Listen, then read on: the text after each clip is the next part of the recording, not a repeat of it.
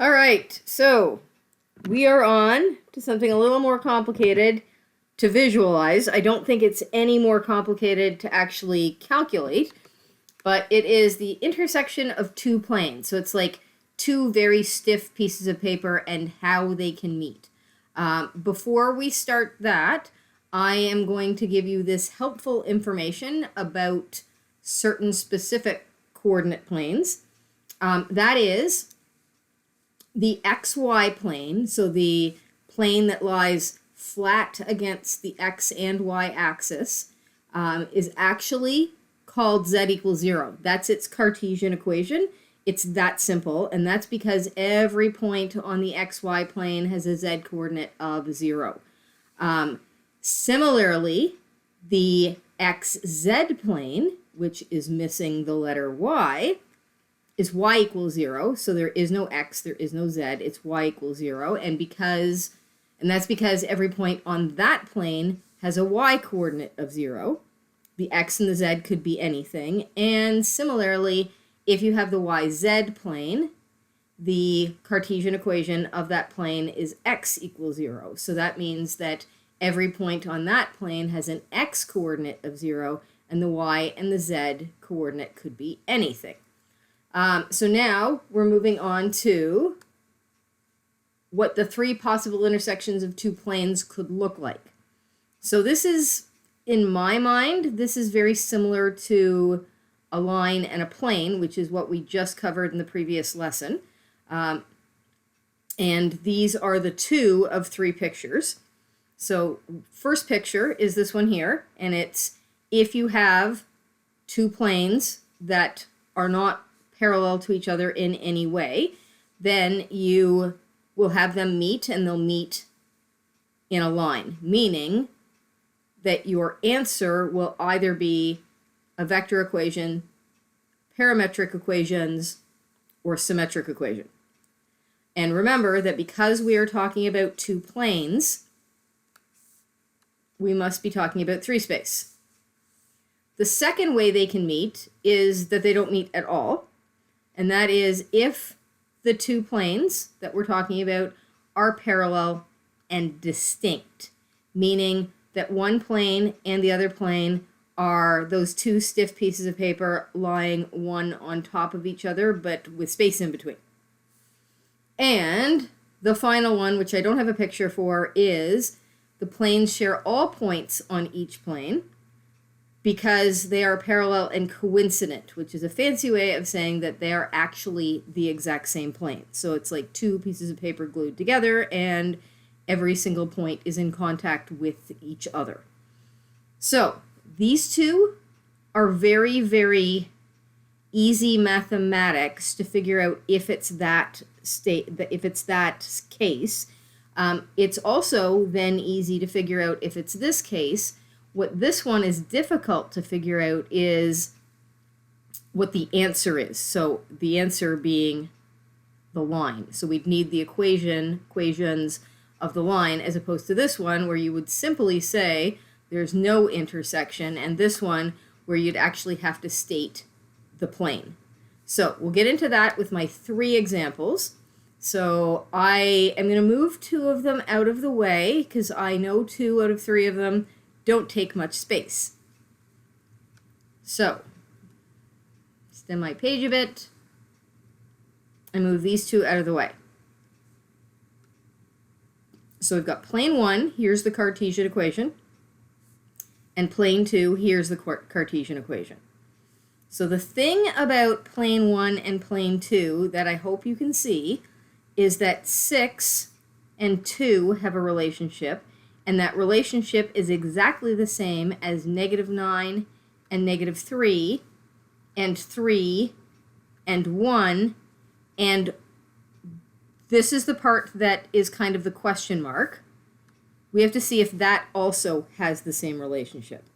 So I'm noticing that if I take this and multiply it by 3, I get 6. And if I take -3 and I multiply it by 3, I get -9. And if I take 1 and I multiply it by 3, I get 3. So the normal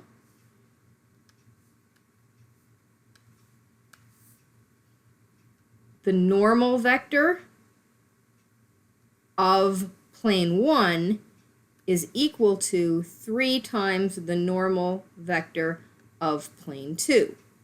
What we have to double check is to see if this also maintains the exact same pattern.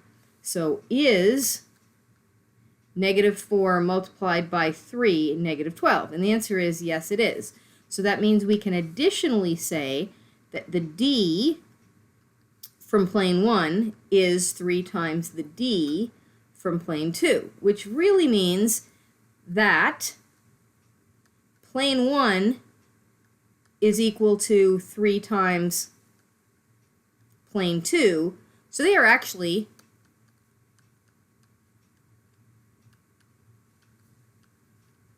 the exact same planes, and that makes them parallel and coincident. Now if I check my little list/picture back here, if they're parallel and coincident, that means the planes are the same, which means every single point on the plane connects with every single point on the other plane. So we can say, therefore, the planes meet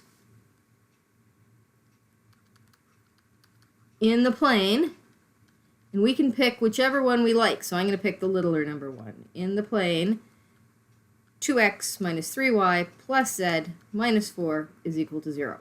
You could have sedated this one. You could have also taken this one. You could have multiplied it by 10 if you felt like it, or 5 if you felt like it. Why you'd ever want to do that, I don't know. I usually go for the one with the littlest numbers when this happens. Now, when you do this, so when you state this kind of answer, you need to tell me why, and all this stuff is your why. So you can't just go and say, oh, they're parallel and coincident. You have to say why you think they're parallel and coincident. So now we're on to the second example. And looking at it quickly, I am going to need very little room for that, but I know I'm going to need some extra room for C, so I'll move it out of the way.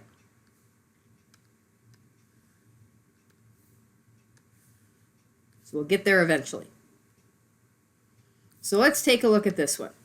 And all this stuff is pure scribbling. This is just my double checking. And some of you might find it a little bit easier, just a suggestion, might find it a little bit easier to take your planes and write them one underneath the other one, so that you can see the relationship a little bit better. So this 1 multiplied by 4 gives you 4. 2 multiplied by 4 gives you 8. And 3 multiplied by 4 gives you 12. So you also have to worry about signs, but that's all true.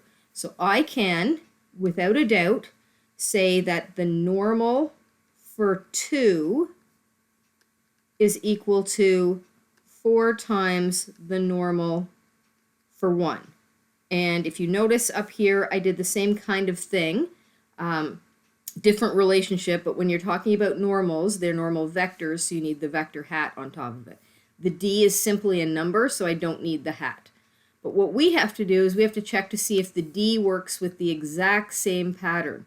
So the question you have to ask yourself is, do I take -6, multiply it by 4, and get -30? And the answer is no.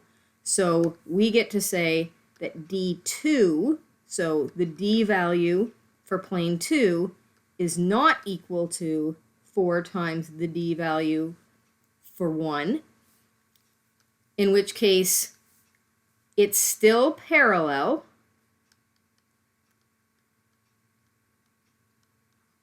because the normal vectors are the same, but it's parallel and distinct.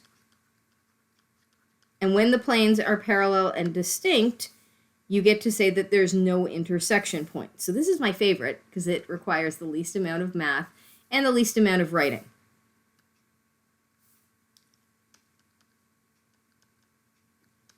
The planes have no intersection. Now, when I'm doing this without you watching,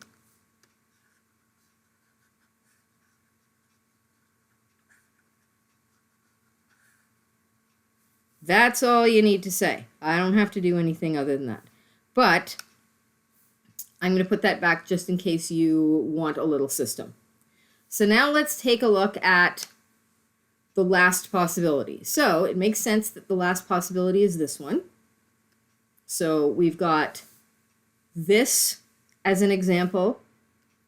We've got parallel and coincident as an example.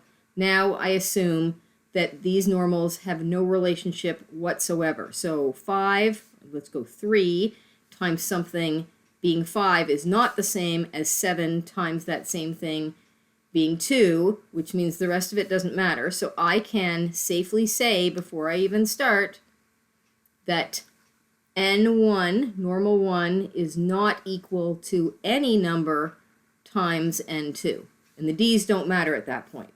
So therefore, these planes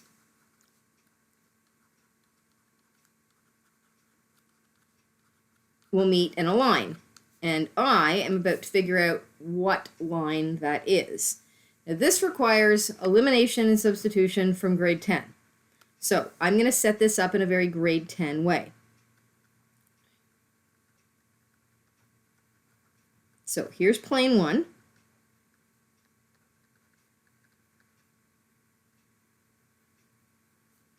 I'm going to call it number 1, just like in grade 10.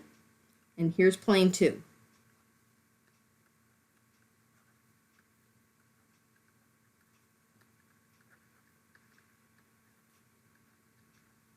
And what we want to do, because substitution is so complicated with this, is we want to do elimination. So you have to decide what letter to eliminate. And to be perfectly honest, it doesn't matter one bit.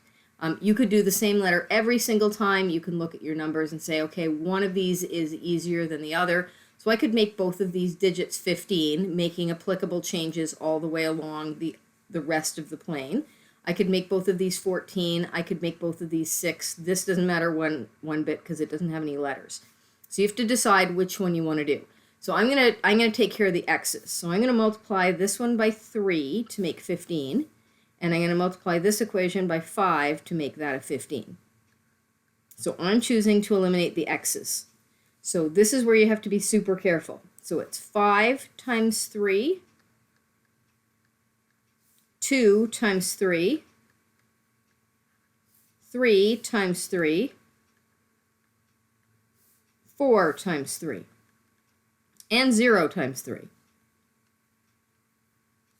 That's now my third equation, so that I have a new label for it. This is just a scalar multiple of plane number 1. So it's kind of like what happened in this example where the two planes are exactly the same. I've just created a plane that is exactly the same as plane 1, only bumped up the number values. Everything else remains equal. So now I have to times this one by 5. So 3 times 5, 7 times 5, 2 times 5, and 9 times 5.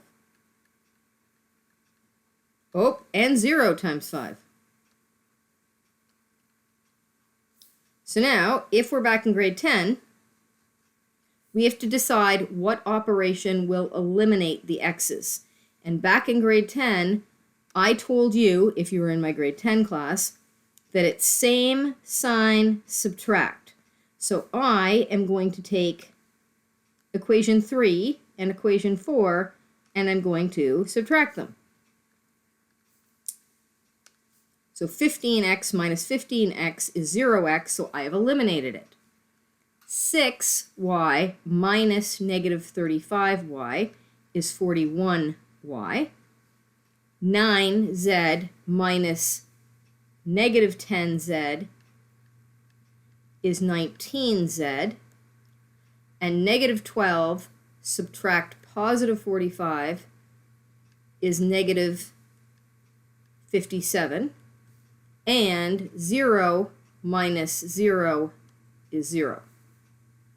So now what I have to do, and remember we are looking for two planes that meet and align because their normal vectors and their d values had no relationship. You now, because a line has parameters in it, you have to designate one of these letters as being your parameter.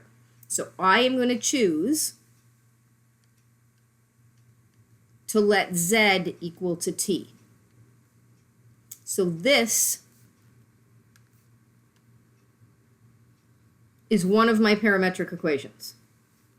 Really simple one.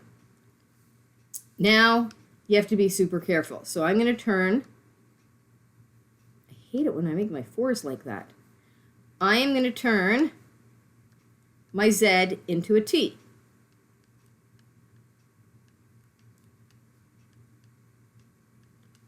And our job is to find y and get it all by itself, meaning that you're still going to have parameters. So I'm going to have 41y on my left-hand side, negative 19t on my right, and positive 57 on the right. Then, on both sides, I'm going to divide by 41, and I will end up with y is equal to negative 19t plus 57 over 41. And the only reason this would change is if you can take 19 and 57 and 41 and divide them all by the same number.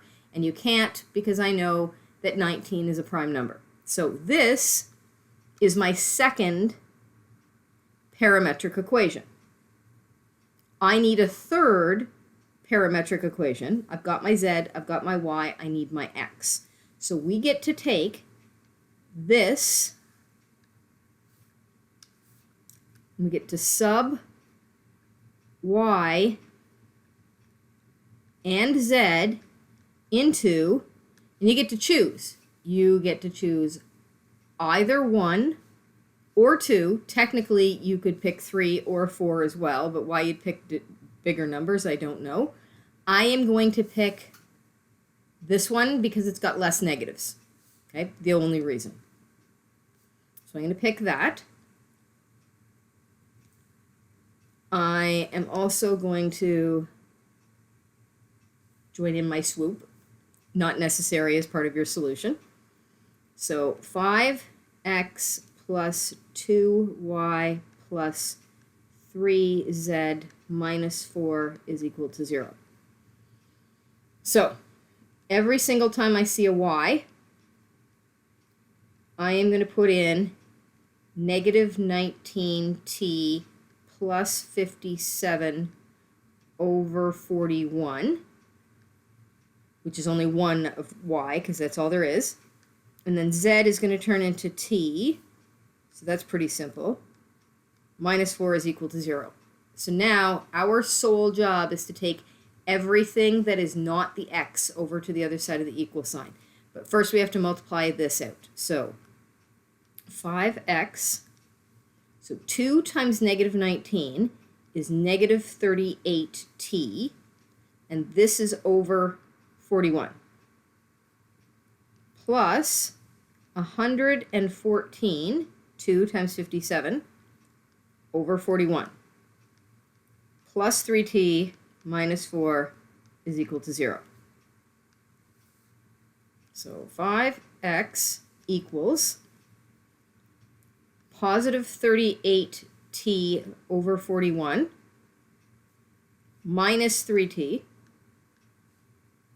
minus 114 over 41 plus 4. So I've taken everything and changed the operation and dragged it across the equal sign. What I need to do now is I need to collect like terms. So I was very smart and I put my t terms at the beginning and I put my non-t terms at the end. So I need a common denominator, and I'm going to do this with my calculator and my brain rather than my ABC button.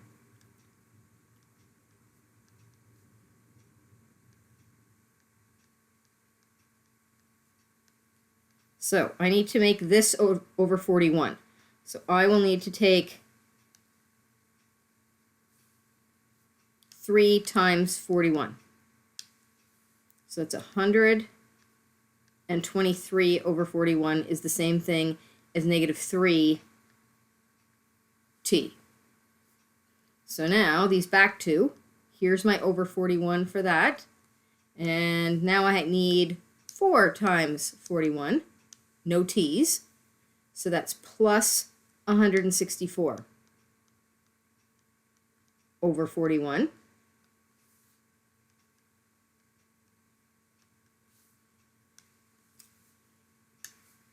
So 38 minus 123 is equal to negative 85 t over 41.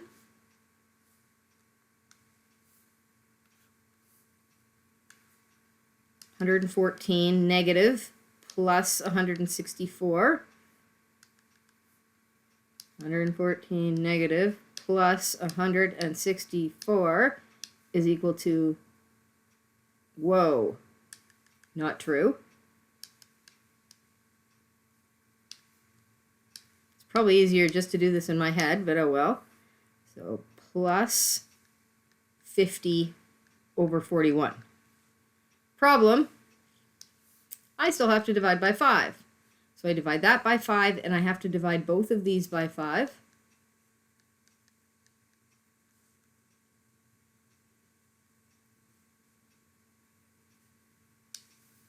So I'm leaving the x behind, and I'm dividing this by 5. So I need 85 divided by 5 is negative 17 t over 41 plus 50 divided by 5 is 10 over 41. Yes, you only have to do the numerator, and there is our final parametric equation.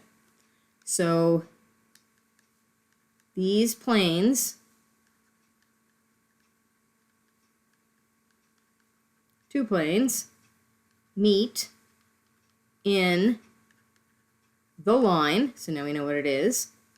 X is equal to negative 17t over 41 plus 10 over 41. Y equals, I could write it like this, or I could stay consistent, negative 19t over 41 plus 57 over 41. And then remember that I let my z equal t.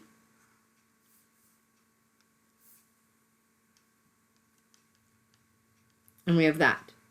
Now, I do want you to know that I started this question by eliminating x and then letting z equal to t.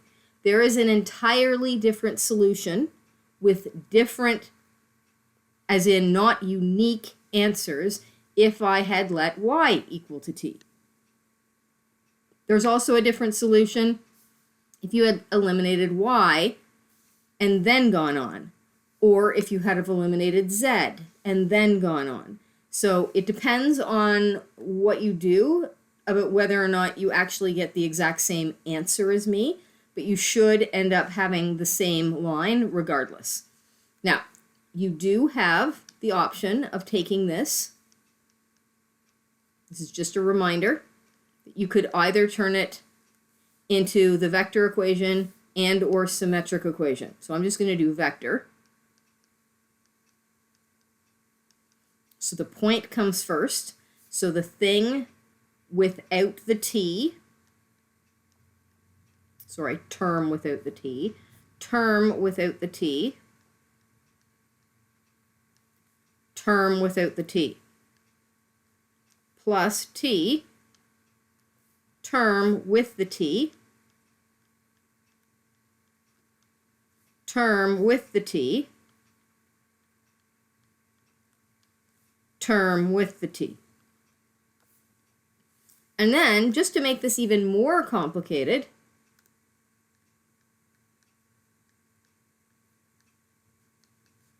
your point has to stay the same,